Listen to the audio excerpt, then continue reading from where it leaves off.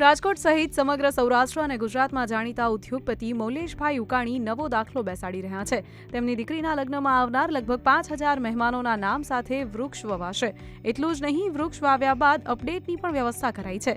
એક વૃક્ષનું વાવેતર કરશું, એના પિંજરામાં એનું નામ આવશે અને સાથે સાથે એ વૃક્ષ દર 3 મહિને કેવડું થશે એની પણ અમે એને જાણ કરતા રહેશું. આ સિવાય 11 જાન્યુઆરીએ રાધાની રિંગ સેરેમની માટે યુરોપિયન થીમ બેઝડ વેન્યુ તૈયાર કરાયું છે.